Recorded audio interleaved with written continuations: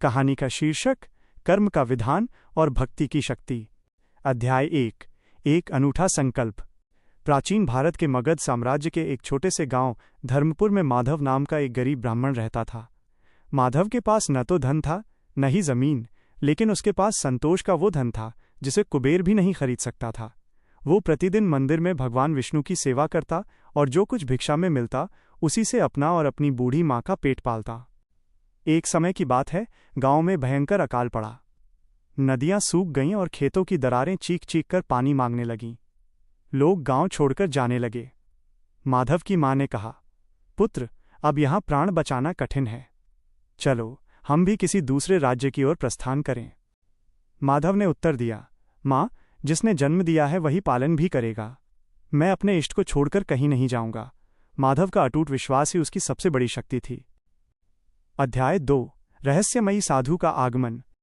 अकाल के बीच एक दिन मंदिर की सीढ़ियों पर एक तेजस्वी साधु पधारे।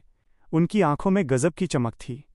माधव ने भूखे पेट होने के बावजूद अपनी भिक्षा का आधा हिस्सा उन्हें अर्पित कर दिया। साधु मुस्कुराए और बोले, माधव, तुम्हारी भक्ति और त्याग देखकर मैं प्रसन्न हूं। क्या तुम जानते हो कि इस अकाल का कारण क्या है? माधव ने विनीत होकर कहा, महाराज, मैं तो तुच्छ प्राणी हूं, मुझे क्या ज्ञात होगा। साधु ने बताया, यह अकाल तुम्हारे कर्मों का नहीं, बल्कि इस धरती के राजा के अहंकार का परिणाम है। राजा ने अपनी शक्ति के मद में एक महान संत का अपमान किया है। जब तक राजा स्वयं प्रायश्चित नहीं करता, ये धरती प्यासी रहेगी। अध्याय 3। भक्ति और परीक्षा। साधु ने माधव को एक मंत्र दिया और कहा, यदि तुम निस्वार्थ भाव से 7 दिनों तक अखंड दीप जलाकर इस मंत्र का जाप करो तो न केवल वर्षा होगी, बल्कि इस राज्य का भाग्य बदल जाएगा। लेकिन याद रखना, इन 7 दिनों में तुम्हें अन्न और जल का त्याग करना होगा। माधव ने कठिन संकल्प लिया। पहले 3 दिन सामान्य बीते, लेकिन चौथे दिन से शरीर साथ छोड़ने लगा।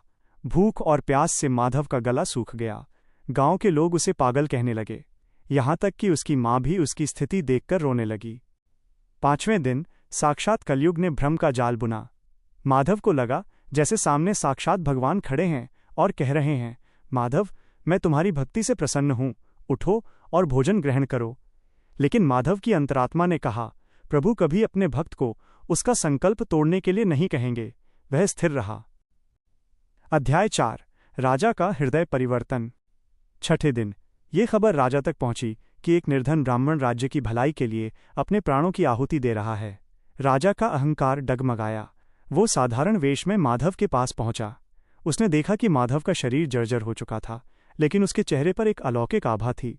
राजा ने पूछा, हे ब्राह्मण, तुम क्यों अपने प्राणों को संकट में डाल रहे हो? इस राज्य का भाग्य राजा के हाथ में होता है। माधव ने आंखें खोलीं और धीमी आवाज में कहा, महाराज, राज्य राजा का नहीं, प्रजा और धर्म का होता है। जब तक आप अपने अहंकार को त्याग कर धर्म की शरण में नहीं आते, ये तपस्या समाप्त नहीं होगी। राजा की आंखों से पट्टी खुल गई। उसे अपनी भूल का एहसास हुआ। वो वहीं भूमि पर बैठ गया और अपनी गलतियों के लिए क्षमा मांगने लगा। अध्याय 5। चमत्कार और विजय। 7वें दिन की संध्या हुई। जैसे ही माधव ने मंत्र की अंतिम आहुति दी, अचानक आकाश में काले बादल घिराए। बिजली कड़कने लगी और मूसलाधार वर्षा होने लगी। गांव वाले खुशी से झूम उठे। लेकिन माधव मूर्छित होकर गिर पड़ा। तभी वही रहस्यमयी साधु प्रकट हुए।